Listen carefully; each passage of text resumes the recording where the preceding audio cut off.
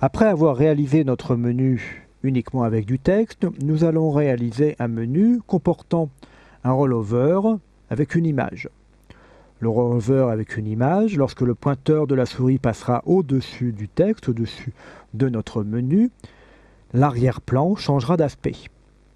En théorie, cela se réalise avec deux images. Une image lorsque le lien est inactif et une autre image lorsque le lien est actif, c'est-à-dire lorsque le pointeur de la souris passe au-dessus. Les styles CSS ne permettent pas de réaliser de préchargement d'images. Lorsque nous avons à réaliser un menu en rollover comportant deux images, la première image est déjà chargée puisqu'elle est affichée dans le navigateur, mais la seconde reste, elle, sur le serveur. Lorsque le pointeur de la souris passe au-dessus du lien, le navigateur demande au serveur d'afficher la seconde image. Il se passe alors un délai, le délai nécessaire au chargement de cette seconde image. Pour l'internaute, cela peut être ennuyeux car il se passe un délai pendant lequel aucune image n'apparaît, voire même un délai pendant lequel il n'y a plus d'image. Pour éviter ce problème, nous réalisons des images qui ont les deux aspects sur la même image. Je vais vous présenter l'image que nous allons utiliser.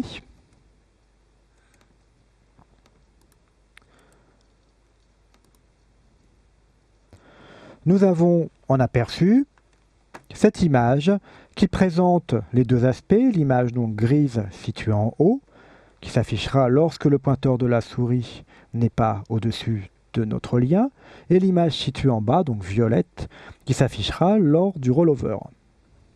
Cette image s'appelle chez nous bouton numéro 2.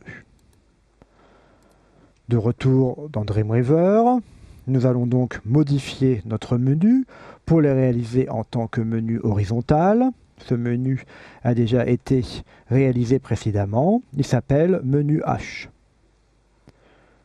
Je vais modifier au L pour placer les différents items horizontalement.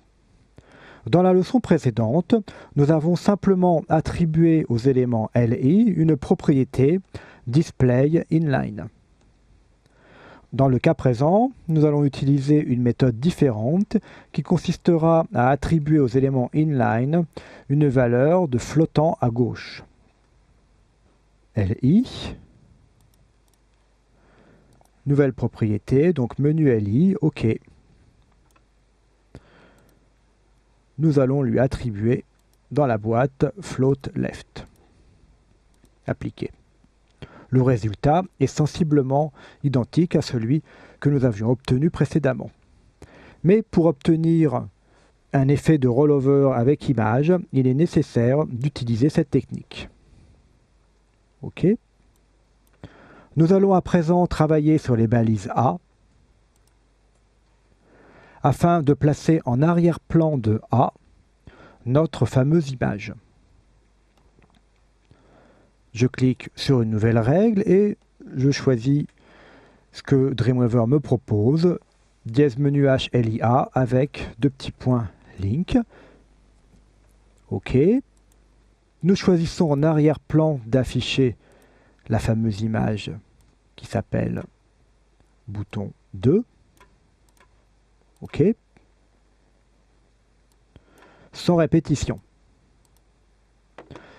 Je clique sur le bouton appliquer, rien ne se passe par rapport à l'écran. Ceci est tout à fait normal puisque la balise A est une balise inline, elle ne peut donc pas recevoir de taille, elle ne peut donc pas afficher correctement une image en arrière-plan. Pour ce faire, je vais transformer l'image display block, ainsi l'image pourra recevoir une taille. Nous allons lui attribuer la taille de notre image, donc 135 pixels par 35 pixels de haut. Appliquer. Le résultat est immédiat. Afin de centrer correctement les différents éléments, nous allons en plus, dans la catégorie bloc, choisir Text Line Center, appliquer. Pour centrer les textes de manière verticale, au bas, nous allons utiliser une astuce au niveau de la catégorie type qui consiste à donner en line height, donc en hauteur de ligne, la même hauteur que notre menu, c'est-à-dire 35 pixels. Appliquer. Les textes sont ainsi parfaitement centrés. OK. À présent, nous allons réaliser l'aspect du menu lorsque le pointeur de la souris passera au-dessus. De nouveau, je sélectionne le A, nouvelle règle de style, cette fois-ci A de point over. OK. Nous choisissons de nouveau notre image.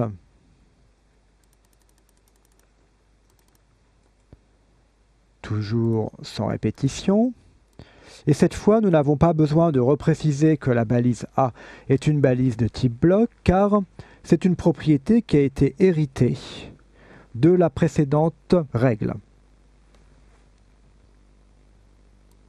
Par contre, la chose que nous devons réaliser, nous devons signifier au rollover que cette image ne doit pas s'afficher dans la partie supérieure, mais dans la partie inférieure. Donc background position, bottom. OK. Enregistrons cette page et testons-la dans un navigateur.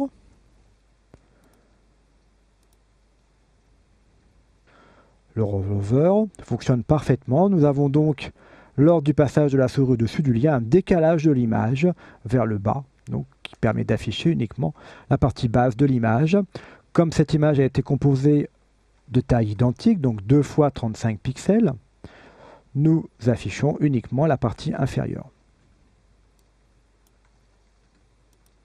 Nous aurions pu également tester ce rollover avec la commande affichage en direct.